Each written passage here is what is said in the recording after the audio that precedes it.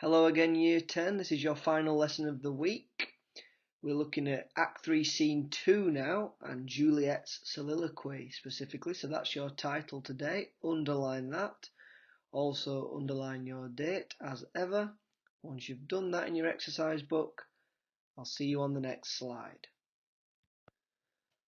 Okay, so I'm going to read through Act 3, Scene 2, starting with Juliet's soliloquy, and then we're going to come back to it and look at some lines from that and do some analysis. So, follow along at your own pace, pause if you need to.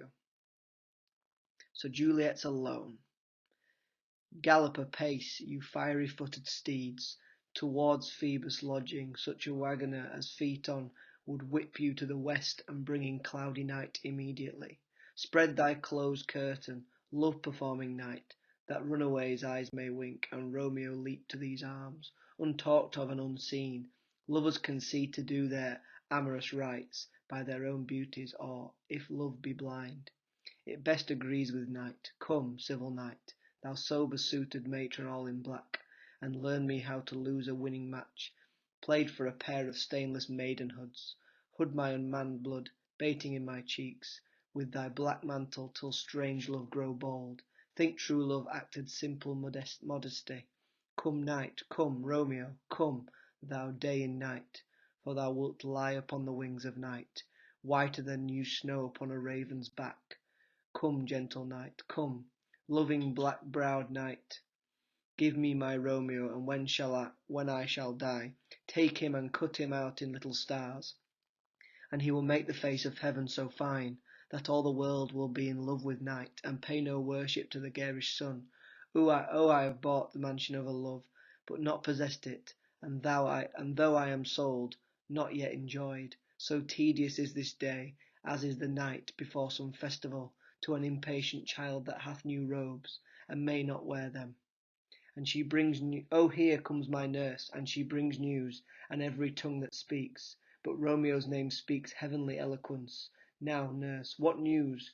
Why hast thou there the cords that Romeo bid thee fetch? Ay, the cords. Ay, me, what news? Why dost thou wring thy hands?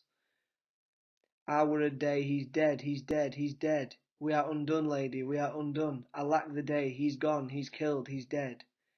Can heaven be so envious? Romeo can, though heaven cannot. O Romeo, Romeo, whoever would have thought it? Romeo, what devil art thou that dost torment thus? This torture should be roared in dismal hell. Hath Romeo slain himself? Say thou but I, and that bare vowel I shall poison more than the death-darting eye of cockatrice, and I am not I if there be such an eye, or those eyes shut that makes thee answer I. If he be slain, say I, or if not, no. Brief sounds determine my weal or woe. I saw the wound, I saw it with mine eyes. God save the mark, here on his manly breast, a piteous course, a bloody piteous course, pale, pale as ashes, all debauched in blood, all in gore blood. As I swooned at the sight. Oh, break, my heart, poor bankrout, break at once. To prison's eyes, ne'er look on liberty, vile earth to earth resign, end motion here, and thou and Romeo press one heavier bier. O Tybalt, Tybalt, the best friend I had, O courteous Tybalt, honest gentleman, that ever I should live to see thee dead. What storm is this that blows so contrary? Is Romeo slaughtered, and is Tybalt dead? My dearest cousin and my dearer lord? Then dreadful trumpet, sound the general doom, for who is living if those two are gone? Tybalt is gone and Romeo banished. Romeo that killed him, he is banished. O God, did Romeo's hand shed Tybalt's blood? It did, alas the day it did. O serpent heart hid with a flowering face, did ever dragon keep so fair a cave?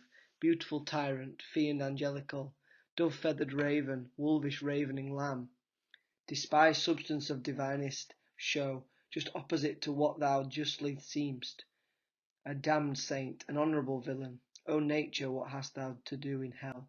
What thou didst bower the spirit of a fiend? Immortal paradise of such sweet flesh, was ever book containing such vile matter?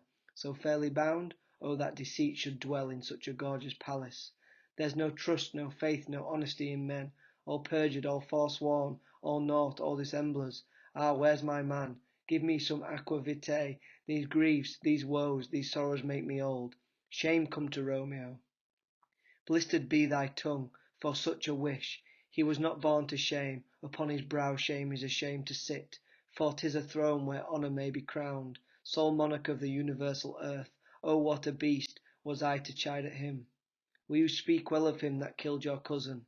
Shall I speak ill of him that is my husband? Ah, poor my lord, what tongue shall smooth thy name, when I, thy 3 hours wife, have mangled it? But wherefore, villain, didst thou kill my cousin? That villain cousin would have killed my husband.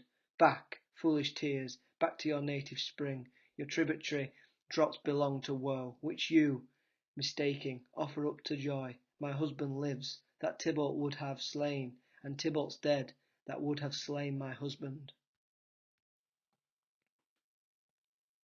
All this is comfort, wherefore weep I then? Some word there was, worser than Tybalt's death, that murdered me, I would forget it fain, but oh, it presses to my memory, like damned guilty deeds to sinners' minds. Tybalt is dead and Romeo banished, that one word banished, hath slain 10,000 Tybalts. Tybalt's death was woe enough if it had ended there. Or if sour woe delights in fellowship, and needly will be ranked with other griefs, while followed not, when she said, Tybalt's dead, thy father or thy mother, nay or both, which modern lamentation might have moved, but with a real word following Tybalt's death, Romeo is banished. To speak that word is father, mother, Tybalt, Romeo, Juliet, all slain, all dead. Romeo is banished. There is no end, no limit, measure, bound in that word's death. No words can that woe sound. Where is my father and my mother nurse? Weeping and wailing over Tybalt's corse. Will you go to them? I'll bring you thither. Wash they his wounds with tears, mine shall I be spent. When theirs are dry, for Romeo's banishment, take up those cords. Poor ropes, you are beguiled, both you and I, for Romeo is exiled. He may you for a highway to my bed, but I, a maid, die maiden widowed. Come cords, come nurse, I'll to my wedding bed, and death, not Romeo, take my maiden head. Hie to your chamber, I'll find Romeo, to comfort you, I wot well where he is. Hark you, your Romeo will be here at night. I'll to him, he is hid at Lawrence's cell. Oh, find him, give this ring to my true knight, and bid him come to take his last farewell. Okay, so, just to summarise that first of all, before we move on to the actual task itself. So basically it begins in the soliloquy, which we're going to look at in a moment. Juliet is impatient for night so that she can be with Romeo. The nurse is distraught and unable to make clear who is dead at first, so Juliet doesn't know who's died. So Juliet thinks Romeo's killed himself, and when they get the line, hath Romeo slain himself? And resolves she was also kill herself, nurse, and then reveals Tybalt is, and then the nurse reveals that Tybalt is dead. So instead of killing herself, Juliet fears both Tybalt and Romeo are dead. So when the truth's at last revealed, Juliet makes one speech cursing nature that it should put the spirit of a fiend in Romeo's sweet flesh. But when nurse joins her, Juliet reverts to her loyalty. Okay? So the nurse explains Romeo is hiding at Friar Lawrence's cell, and Juliet sends the nurse with a ring, bidding Romeo to come and take his last farewell. So, plenty of foreshadowing there. Interesting. Could probably start making some predictions to what is going to happen next. So on the next slide, there's going to be some questions for you to complete. As always, there's just a section of the soliloquy from the start, and what you need to do is answer the questions using the prompts to make notes on the lines that are highlighted in various colours.